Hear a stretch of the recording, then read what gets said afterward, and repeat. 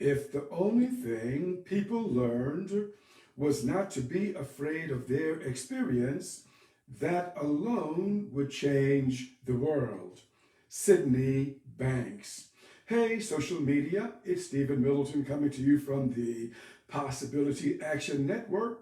Our core values include I am, I can, and I will. I am Possibility Man. Today, I want to share on the theme life lessons from a person with diabetes. Also, I want to remind you, if you're watching this video on Facebook, I have dropped my YouTube channel in the text below. Visit YouTube and subscribe to my channel. If you have discovered my YouTube channel from another part of social media, hit the subscribe button and you'll receive notice when I place new content on my channel. Now, my share, lessons from a person with diabetes. Let me tell you the story. I know this individual, he is in his mid-70s now, who has been living with diabetes for many decades. And because I wanted to know how he handled it, how he responded to it, he allowed me to have a conversation with him about it. So one of the first things I asked them was, well, what are the first problems that you experienced because of diabetes? And he told me I had a problem with my kidneys. And his doctors told him that at some point, because he was in kidney failure, that he would need dialysis until he was able to find a suitable donor for a kidney transplant. So then I was curious about this. So how did you feel about that? What was your thinking about that? He said, well, the doctors explained the situation to me. I talked with the nurses. I knew what I had to do. He said, I did not want to do dialysis long term, but of course he would do it if he had to. But he understood the situation. And then I asked, well, look, did you feel any anger? Did you feel that you wanted to curse God? I mean, some people do that. And he said, no, I didn't feel that way. I just understood the situation. And with a clear mind, I was able to take appropriate action. So therefore, he told some of his friends, some of his church members, and, one member of the church actually told the congregation, and look, our brother needs a kidney transplant. And sure enough, someone came forward, he got a transplant, and for a short time, all was good with the world. And then later, the doctor told him that one of his legs was experiencing problems because of diabetes. And once again, he might have thought, here I go again, but I wanted to know, well, how did you feel about that? What was your thinking about that? And once again, he explained to me that the doctors and the nurses explained the situation. He got the information. He knew what needed to be done. And he said, even without them telling him anything, he knew that something had to be done. So the doctor told him that, they would have to amputate the leg and that they would fit him with a prosthesis so he could learn to walk again. So, okay, he knew what had to be done. He got his leg amputated. He was fit with a prosthesis. He began to learn to walk again with the help of physical therapists. And just a few years later, the doctor called him back in. He knew that there was a problem, he said, because he was experiencing pain in the other leg. And the doctor said, look, we have to amputate that leg, that other leg. Once again, he told me that he understood the situation. He got the information. The doctors and the nurses explained the situation to him so his head was clear and he did what was necessary. So here we have this individual then discovering that he needed a kidney transplant. He needed to have one leg amputated, and next he needed to have the second leg amputated, and he had to learn how to walk using those prosthesis. In addition to this, he experienced low vision. So therefore, he could no longer drive his automobile. He had to rely on his wife or someone else to transport him where he needed to go. So this individual went through 4, possibly 5 traumatic experiences. And here again, I was curious about how he dealt with it. And each time along the way, he said, he understood the situation. His mind was clear, so therefore he did not experience any, let's say, stressful thoughts that would cause him to be depressed, that would cause him to want to curse his maker, that would cause him to want to, jump off a bridge. He understood the situation. And from that moment of clarity, he was able to take appropriate action. So here is what I take from his story. Number 1, the human being is resilient. And not only human life, but all life, be it a blade of grass or a tree or crops that are planted on a farm. All living things have built-in resilience. You, as a human being, are amazingly resilient. You have the ability to bounce back from almost anything. So a certain circumstance, an event, doesn't have to take a human being out, as it did not take out my friend who did not experience any thoughts about how bad things are and how he should give up life. He just understood the situation and he took appropriate action. The second thing his experience teaches me is this: that events will happen in the life of a human being. This is just the way of it. There's no one, no human, no life form, I would add, on the planet today who will go through the planet scot-free. We will all have experiences. We will all have life events. They will be different, but we will all have life events. But notice how my friend handled it. It seemed as if he understood that the way he felt about something was not based on the event. Now remember, he had the diagnosis, kidney failure. He had the diagnosis, one leg needed to be amputated. He got the diagnosis, the second leg needed to be amputated. He got the diagnosis, low vision. There's nothing that anyone could do about it, other than, of course, treatments, but nothing that they could do to change the situation completely. Those events happened outside of him.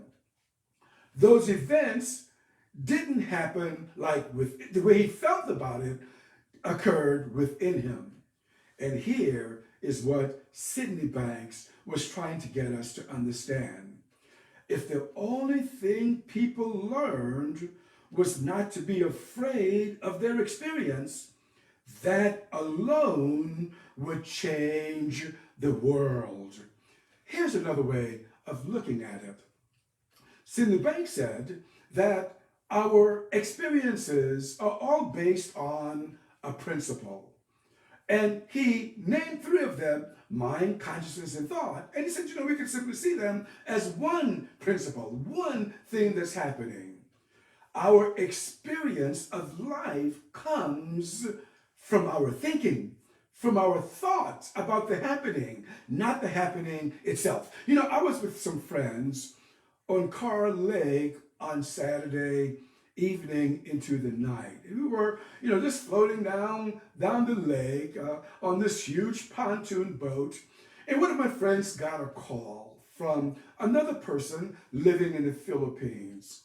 And this friend told him, and she was shaken at the time, that her brother had just taken his life.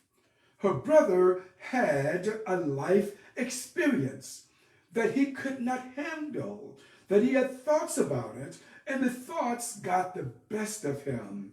And his only out, he felt, was to take his own life. You see, in that particular case, that individual thought that the outside event was determinative. in the case of my friend, he understood the outside events that he faced. But he understood also that those outside events were not determinative, and that he, with a clear mind, he could take appropriate action. And back to Sidney Banks, he says that it's a principle. The principle is that our life experience actually is formed by our thinking. That is just a matter of law. That is a principle like gravity. Perhaps this example will help. Have you ever rode a bicycle or a motorcycle? These two-wheel types, not the trikes, but a two-wheel bicycle or two-wheel motorcycle. Do you know that the way a bicycle and a motorcycle function is based upon the science in physics? The science is called dynamics. Now notice, if you had ever learned to ride a bicycle yourself, or if you're like me, having had children, you probably taught them how to ride the bicycle. Notice you did not teach them the science of riding the bicycle. You did not teach them the science of balancing the bicycle. You just gave them a feel for how that happens. And the more they practiced, the more they played with it, they got the hang of how things work. And sooner than later, they began to ride a bicycle because they're simply based on a principle. Sidney Banks' discovery, in fact, his contribution to the world was that life works in a certain way. If you fill your mind with bad thoughts, or let me change that, because actually you're not doing it. You did not make the bicycle run. Well, you powered it, but the principles are there. So you are really not doing it. But here's what we know. Thoughts show up for all human beings. Events show up for all life. Here's what we can do. We can learn to dwell on them. We can learn to allow them to occupy our minds.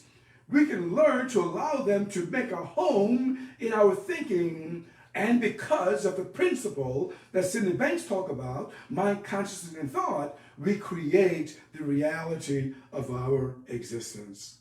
My friend faced many events, almost, in fact, within a 7 or 8 year period.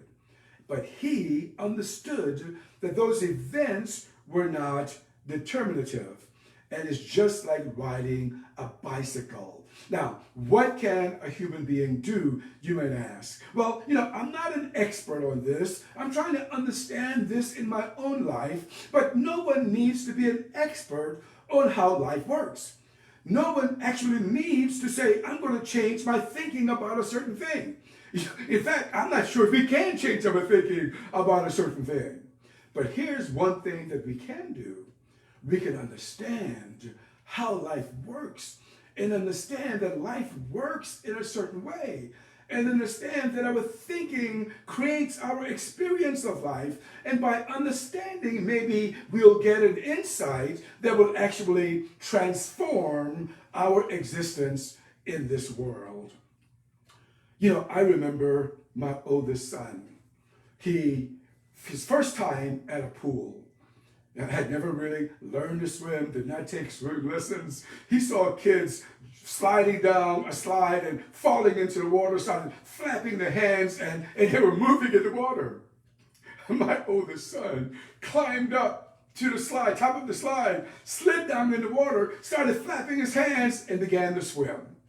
Then he watched some kids, floating on their backs without any coaching, without any training. He got onto his back and began to float. He did not fight the water. He just allowed his body to naturally float. And then he saw some kids going to the bottom of the pool and coming back up. I'm not even sure if he thought about holding his breath, but he went to the bottom of the pool and came back up. What does this tell us? We intuitively know. We intuitively know that our thoughts form our reality of life. And once again, that's what my friend experienced. And that's what lessons I take from him living with diabetes. And I think this is what Sidney Banks meant when he said, if the only thing people learned was not to be afraid of the experience. That alone would change the world. And this is why the Possibility Action Network exists. We want to participate in sharing information about life. We want to participate in sharing information about the resilience of a human being. We want to share information that would enrich the life experience of every being on the planet. I'm Stephen Middleton. I'm with the Possibility Action Network. Our core values include I am, I can, and I will. I am Possibility Man. Until next time, good day